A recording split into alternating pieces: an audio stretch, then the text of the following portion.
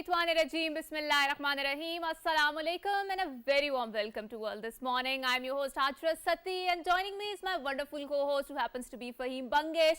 Juma Mubarak to everyone out there. Assalamualaikum Fahim, how are you doing today? Walaikum Assalam Hajra, Juma Mubarak to you as well and to all our viewers. And I'm quite delighted today because obviously we often talk about labor when it's Labor Day. We often talk about these things which are quite important as a society, as individuals. But today, I think without wasting any time, we must get to our guest because today we're going to talk about Labour, International Labour Organization and its role in Pakistan and whatever it has been doing in Pakistan, all the initiatives that it has been taking in Pakistan. And for that, I'm very happy to announce our guest for today's first segment. That happens to be Mr. Geir Thomas Tunstall. He is Director, ILO Country Office for Pakistan.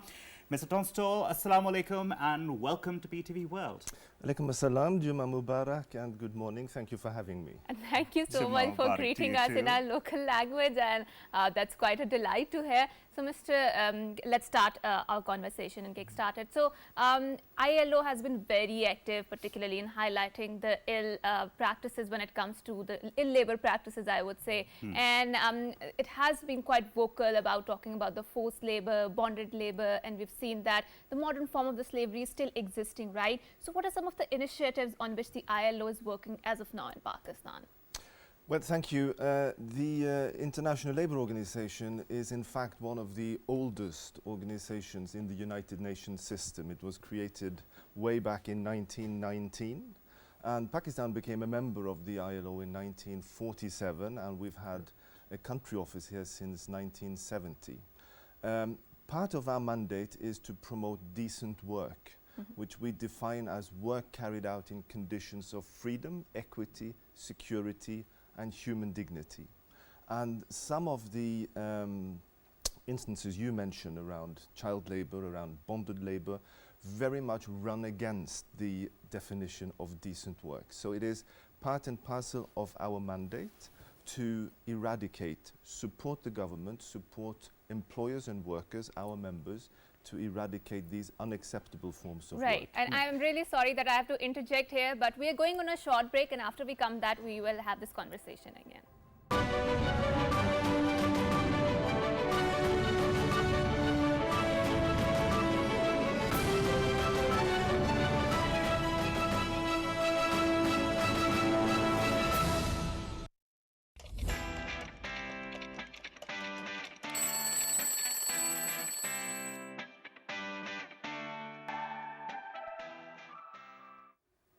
Welcome back to World This Morning, and we were having quite a productive and important and lovely discussion with Mr. Geir Thomas Tunstall. And sir, you were talking about decent work and you were telling us about the definition of decent work. And just a few days back, I was watching this documentary regarding one of our provinces where they were showing the forced labor. And as you were also mentioning, and you know, the thing that really disturbed me is that the parents themselves, they send their children who are as young as 8 or 7 for labor, basically, for mazdoori as they call it, basically for daily wage working, for, I mean, brick kilns, for anything like that. So why is it that maybe due to poverty, maybe that's the whole reason and the sole reason why parents have been forced to send their children? You're quite right. In Pakistan, estimates show that over 3 million workers are in situations of bonded labor, some form of bonded labor.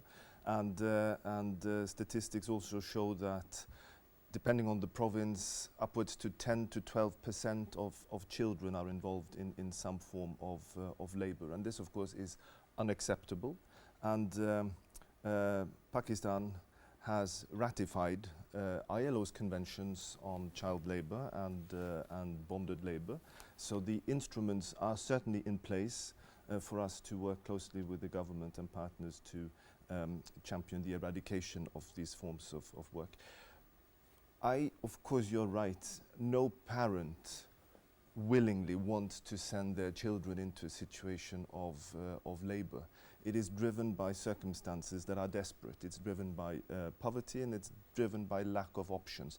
Lack of options for the parents who do not have work opportunities, decent work opportunities, and lack of educational options. There is, as you know, a number of children, close to 20 million children, who are not in education in Pakistan. So, Mr. Tunstall, we do have labour laws in the country, right? We do have federal laws, provincial laws. Now, it's the ILO working in collaboration with the provincial governments, with the federal government, and also in liaison with the governments to do something about the laws, or perhaps the amendment in the laws, or perhaps making them better for the people. Absolutely, and currently we are working both in the Sindh province and in Punjab province to consolidate the existing labour laws. Right. Just to give an example, in Sindh there are 21 different laws that deal with aspects of the world of work. In Punjab, I believe it's 26, so that means you have a whole bibliography of laws that regulate the world of work.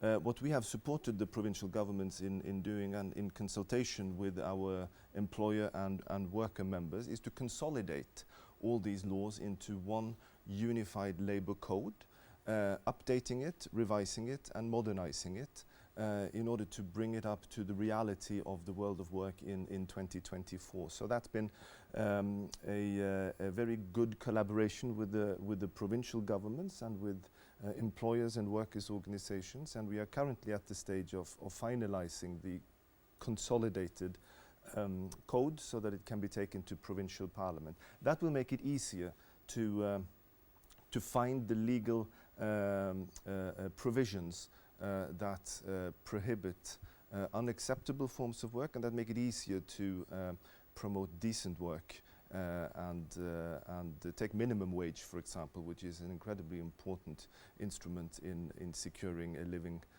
income, which is much better regulated through these unified labour codes. Right, and Mr. Gir, now let's explore a very interesting phenomenon of urbanization and how it's also contributing towards these bonded labours and the forced labours. So according to ILO, Pakistan's urbanizing rate is 36.4%, and obviously it's an engine for the growth, right? Engine for the more productivity. But we have also seen that in the urban centres, when the rural people are moving towards the urban centre in the search of more job, better lifestyles, that creates a very dynamic sort of a push and a pull factor, right? And there are lots of agents who are exploiting these opportunities, because there are a lot of rural people who are coming here who are being exploited. There's a bonded labour going on, there's a forced labour going on. We've seen what is happening in the brick kilns. There are laws that are protecting I mean the rights of the underprivileged, but we see the implementation part of it. There are gaps created, right? So what exactly is the ILO doing I mean to address this gap, and what are some of the missing narratives that you find in this entire conversation or debate? Well, Pakistan today has the 5th largest population in the world and the 9th largest labour force. That means you have an entire generation, a cohort that has not yet reached working age. And if you fast forward 5-6 years, you're going to have an influx of young people into working age and looking for a job, looking for meaningful employment. And right now, the economy is not going to be able to generate enough employment for that group. That is a challenge. And then you rightfully mentioned the migration to the urban centres, and many of these migrants enter the informal economy because there are not enough employment opportunities in the formal sector. One of the challenges with the informal economy, which is big in Pakistan, now we're looking at 72% of the workforce in the informal sector, is that they are not protected. Their rights are not protected, and they do not have access to social security, for example, which is a major challenge, particularly in times of crisis or shock. I think we saw in 2022, for example, when the floods ravaged Pakistan, that informal economy workers, for example, were devastated because they did not have any social safety nets to fall back on. So what we are, from ILO side, very concerned to address is the social protection, to expand social protection, to ensure that the coverage of social protection goes beyond the formal sector and also enters the informal sector. And whether it be workers or whether it be enterprises, we try to work consistently to encourage formalization and to provide the tools and the means to encourage formalization. Also, Mr. Tunstall, we know that, I know of a person who, when he left his job, his due amount with the organization was about 1 million. I'm giving you a case study here, Sure. right? So that was 1 million, and that was not paid by the organization, and he was told that go do what you have to. So what is the ILO doing as far as creating more awareness is concerned among the people that their rights are protected by international law? So are we seeing any development in that regard? I think raising awareness of workers' rights is essential in Pakistan, and one way we are doing that is to work with people like yourselves. And only last week we had a very successful engagement with a group of journalists at the ILO, where we tried to train journalists on what are the world of work issues in Pakistan, and what is the ILO doing, and what is the role of government, what is the role of employers, and what is the role of trade unions, for example. So working with journalists to create advocacy and awareness raising is one avenue that we explore. But of course, ILO is quite unique in the sense that our membership goes beyond government. Our membership extends to representative employers organizations and representative workers organizations, so trade unions. So we also have very close working relations with the employers and unions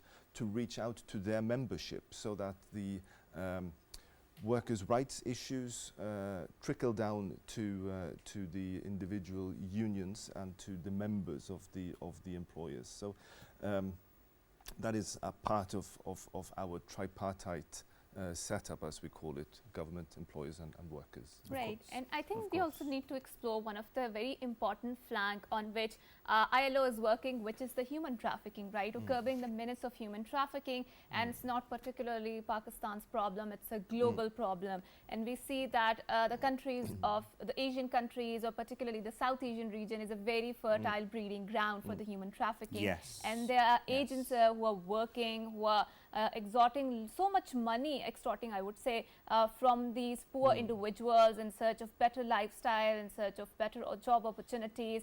And then, you know, we see how they end up, particularly, I mean, in the forced slavery, in lots of other, you know, probably in prostitution and all of these other, in very bad form, in a very bad shape. And yes, there is a concerted effort to curb the menace of all of these agents who are actively working in recruiting human traffickers. But what exactly are the missing links apart from all of this conversation on that? And do you think we need to have this conversation on these topics more and more? What is the missing link? I certainly think it's a conversation that needs to be had more frequently and more deeply. I did mention the large number of youth who would be entering the labour market in the coming years, and of course migrating for work overseas is one way of securing an income and having work. ILO is very concerned that labour migration needs to be fair and it needs to be safe. Before you travel overseas for employment, you need to be prepared and you need to have the right skills to be attractive in the labour market where you are going.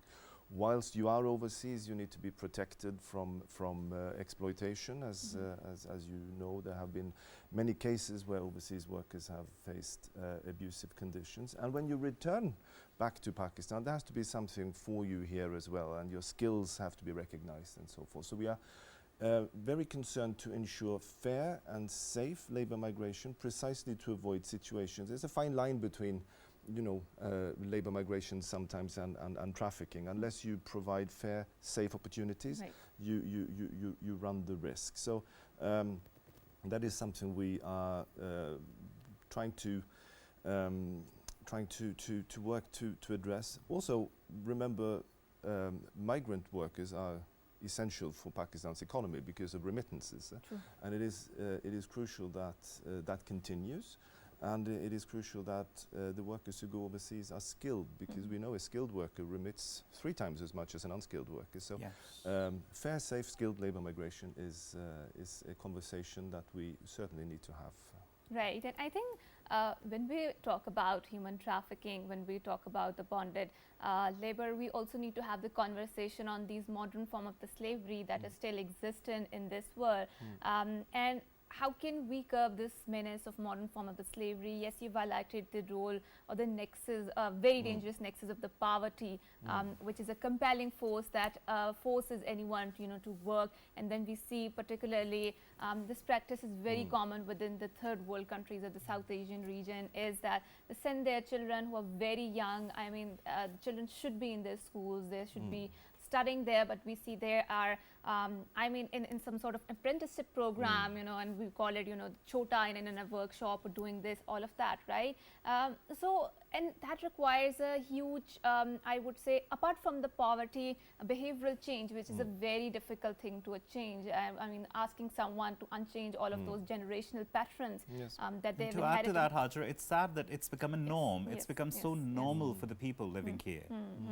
So how can we attain that behavioral change? I mean, apart from the power, even if you give them money, they're still going to send their kids to all of these workshops because their mindset is still the same. So how can we attain that behavioral, change of the mindset?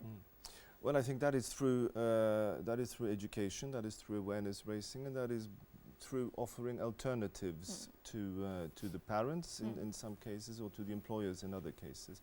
I did mention that estimates show there are just over 3 million workers in Pakistan who are in a situation where they cannot get out of their employment relationship. So that is a form of bonded labor, it's a form of modern form of slavery that needs to be addressed. And there is a considerable commitment on the part of the government, and Pakistan has, as I mentioned, ratified ILO's convention against bonded labor, and Pakistan is now working to ratify a protocol to that convention to make it even more forceful. And I am hopeful that with the right legislative instruments in place, with support to raise awareness and advocacy, and with support to finding alternatives to parents in some cases, to communities and to employers, that we will be able to make advancements in, So, sir, in this, we're a bit pressed for time, but very Sure. briefly, if I say that since we work with 3 parties, right, by we, I mean the ILO, right, the government, the employers, the workers, now, what sort of challenges have you had with all 3 ever since you have come to Pakistan? Well, I would say, governments, employers and workers often have different views. And part of ILO's role is to facilitate dialogue between the 3 to Yes. reach a consensus. Consensus. We meet at a very timely moment, actually, because these 2 weeks there is the International Labour Conference going on in Geneva, hosted by the ILO, where all ILO member states and delegations of governments, employers and workers. So Pakistan has a delegation of indeed governments, employers and workers in Geneva, trying to negotiate new labour conventions and trying to agree on the big policy lines for the ILO. It is always a question of negotiation and arriving at a common ground. But the beauty is, once you arrive at that common ground, you do have a very solid foundation, because you have achieved and arrived at agreement between the real players of the economy, and the commitment of the 3 parties is solid. So once you arrive at that consensus, you have a very strong foundation, and that is why I'm encouraged by what I see in Pakistan, because there is indeed a very strong foundation of dialogue between the 3 parties. That's quite promising to hear, that you are witnessing a change, and you are witnessing and you are see something promising in Pakistan. Now, also, sir, if I say, what message would you like to give to all the people who are watching you right now, be it the employers or the workers or the government representatives? Obviously, and this happens to be my last question since we're a bit pressed for time. There are a lot of discussions which needed to be held, but obviously, in a nutshell, what message would you give to the entire nation, everyone who's watching you right now? Well, ILO stands for decent work. I define that as it sums up the aspirations of everyone to have access to employment, access to work that is free from discrimination, that is performed in equality and human dignity. And to us, that is a human right.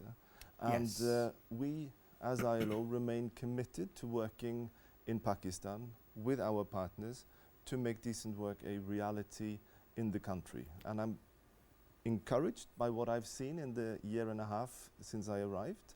And I look forward to continue working across Pakistan with our partners to achieve decent work.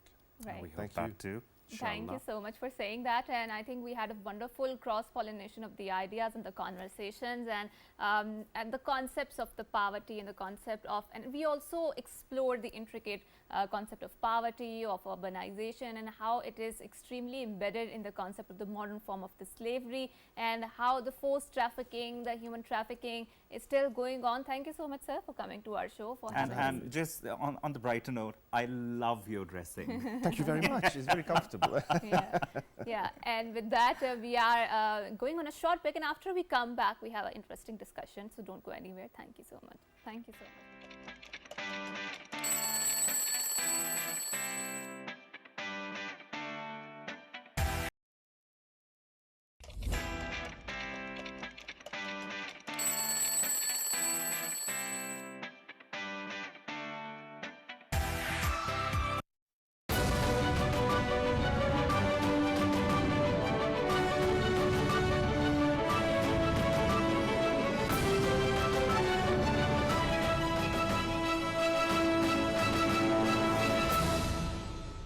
Welcome back to World This Morning with Hajar Sati and Fahim Bangish. And before we move on to further discussions in our second segment, we would like to introduce a news item today, and that is Asas International School in Islamabad. They held a ceremony yesterday in the F10 branch, and that was the graduation ceremony of the preschool students, and it was brightly lit with the faces, shining faces of the children who graduated. Of course, we wish them the best of luck for all their endeavors in the future. Definitely, they have a lot to face in life, and it's the credit goes to all the teachers who put their hard work. And I believe that making children do activities and making them study is far more difficult than making adults study. Ms. Safia Jawad's inspiring speech, it highlighted the remarkable growth and enthusiasm of the young graduates. She's the principal of Asas International School, F10 branch. Quite a memorable occasion, and this was the beginning of many milestones for these bright young minds, and we wish them the best of luck for their future. And I think, Fahim, we cannot underscore or undermine the importance of education, particularly when we talk about nurturing the kids, and how it is essential that for any activity, for any prosperous nation, for any developed nation, education plays an important role, and that is why it's very, very much important that how we need to bring into the net a lot of kids who are out of school, right? Yes. And who are Yes. unable to acquire the education for some reason, intentionally or unintentionally, whatever reasons may be. So I think, and we also need to underscore how particularly there are lots of spaces created, because obviously we are living in a developing nation, and our state cannot cater to each and every individual's needs, because we have a scarce resources. So that creates a space for a lot of civil society activists, for a lot of NGOs, where they can fill in the gap, where they can come and provide the services which technically our state should provide, but they are unable to do so because of the scarcity of the resources. And that is why we are going to discuss the role of NGOs or the civil society activists, how essential it is. And we also need to discuss that at the intersection of the mental awareness problems, right? So we've seen that anxiety, depression, is across on the world, is on the rise across the globe, right? So how can we address this particular problem? And when we talk about the younger population, when we talk about the younger people, kids, how this problem is stalking even that particular demographic. So in order to discuss that, we are very glad that we have been once again joined by a guest from Lahore. She happens to be Ms. Shahida Naveed. She is the social activist and the CEO of Pehchan Pakistan. Assalamu alaikum, Ms. Shahida, and thank you so much for coming to our show. Walaikum salam, and thank you so much to you, because you have invited me to speak about such a sensitive issue of a mental health and well-being. Of course, it's a pleasure, Shahida Sahiba. Now, when we talk about mental health, this is something that's quite ignored, and some people, they just tend to say, okay, maybe if you do this, you're going to be fine. If you do this, you're going to be fine. Nobody talks about getting professional help. It's still a taboo, even in 2024. It is a taboo if I talk about the majority of Pakistan, right? So when we talk about the NGO sector, what exactly is the NGO sector doing as far as getting rid of those taboos are concerned, as far as creating more and more awareness in people is concerned? Could you highlight that for us? Actually, I believe that whenever someone is working for the social community development, we should focus on the different areas, not a particular one or two things. Right. I am working, people may say me that don't work on many areas, focus on a one or two, but I don't believe it upon that, because we have many issues which are hurdles in our progress, even in our healthy life too. I noticed that the families having different serious issues like financial issues are one of the major which becomes in the distraction of life. And the mental health is also the one of the most crucial factor in our healthy life, because if we are not satisfied, we are not properly mentally properly set, we are not focusing over mental health, then we may suffer many issues related to that. That's correct, because everything is interrelated and interconnected. It is related. It is related, and many NGOs are working. Some are working on the health issues, some on education. Most of the I have seen that most of the NGOs working on education only. But I am providing skills trainings to the widows, to the divorced ladies, to the orphans, to the Jugis people, to girls, and the girls who are working at homes, different at homes. I am focusing on their trainings, that they should be skilled, they should be empowered, so that their life become more comfortable. In regard all these things, I am also working on arranging different seminars, workshops, to make them awareness about their daily life problems, like stress management is also related with the mental health. Of course. If we are mentally strong, then we can manage our own personality and as well as their families also. Right. So, Ms. Shahida, I mean, how receptive are those communities in which you're particularly working on in terms of the skill management? Because people, and we were talking about this in a segment before, that who are predisposed to begging, they're predisposed to having a more easier sort of a lifestyle in which they do not have to put their soil and sweat into that. So it's very difficult to change their mindset, right? So the communities which you are particularly targeting, I mean, they might be on that path, right? And pulling them out from that bias is a very difficult task. So is there any behavioral therapy for them, or do you have psychologists and psychiatrists on board? Yeah, we have. Yesterday we arranged here in Islamabad a seminar about mental health and well-being. Different psychologists came, and the people from the different areas like education, politicians, and corporate sectors, they came and they discussed what the problems our community is facing. When I started the work on the community development, I faces many problems. They were not ready to come here and to get trainings. Right.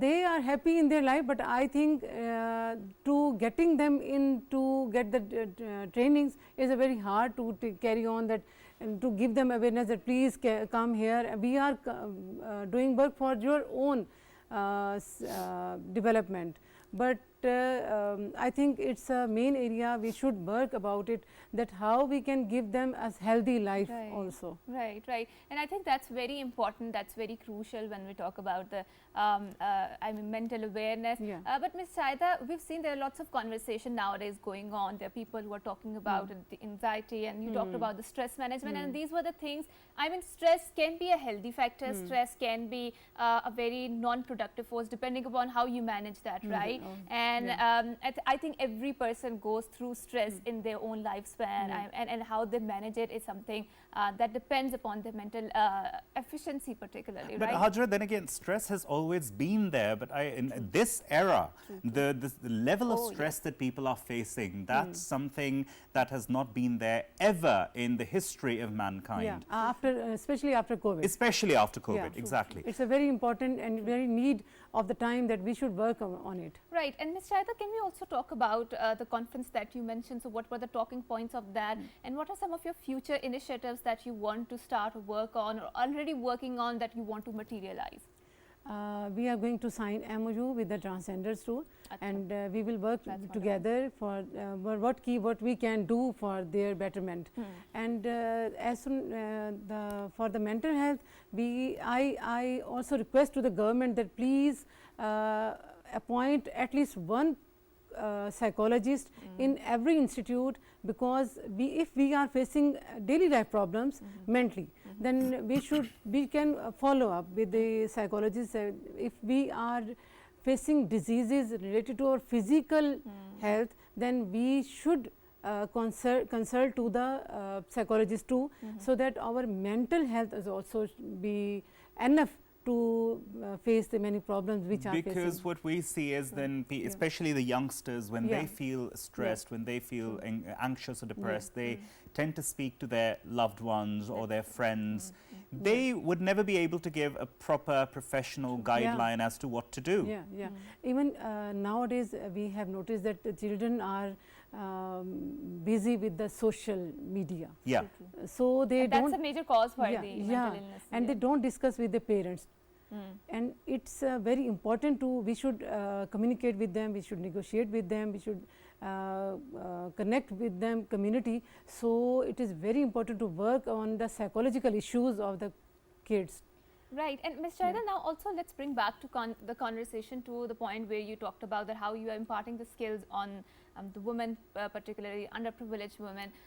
So when you talk about imparting skills, can you elaborate what sort of skills? And obviously marketing them, their product is a whole different sort of a task, right? And that requires an immense effort and immense energy, and I mean resources too particularly, right? So when you impart them the skills, you are also offering them how to market their product, because there's so much competition out there in the market, and particularly the market of the Lahore where you are sitting, that's a very vibrant market in terms of the products that are there, right?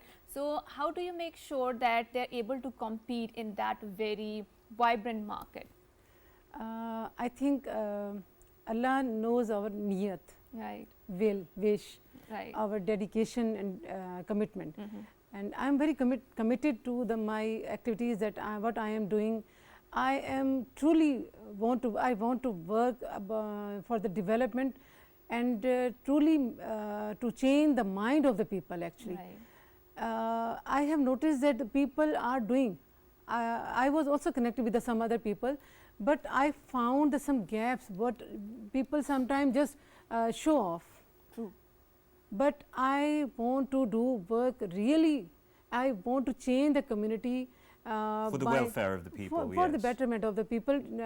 That was the reason that I provided trainings to my office, that they should be empowered.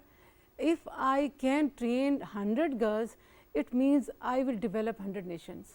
True, true, true. That is the main change in community that will bring, inshallah.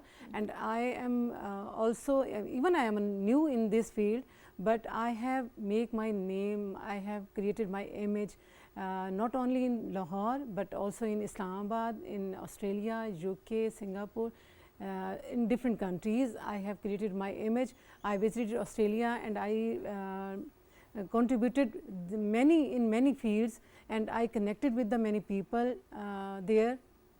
and I created an image, and I was like many people gave me the name that you are an ambassador, because I Lovely. met many people there, and I created many good impression of Pakistan and social activists, what we can do also in Pakistan for the betterment of people. No, Right. definitely running an NGO, you are an ambassador, you are a representative of such people, and working for the impoverished people, working for the betterment of the mental health of all the people who are impoverished, all the students, all the employees who are working in stressful environment. I think this is something that we can get more and more inspiration from in our own little lives that we live, that we can also do something for the betterment of others and live a bigger life. And I think, I pray and I hope that one day we all can get to that level where we can think about others rather than ourselves. It's time that we move on. Well, we will see you inshallah on Monday. You look after yourselves, take care, Allah Hafiz, and Good morning. Thank you so much. Thank you so much.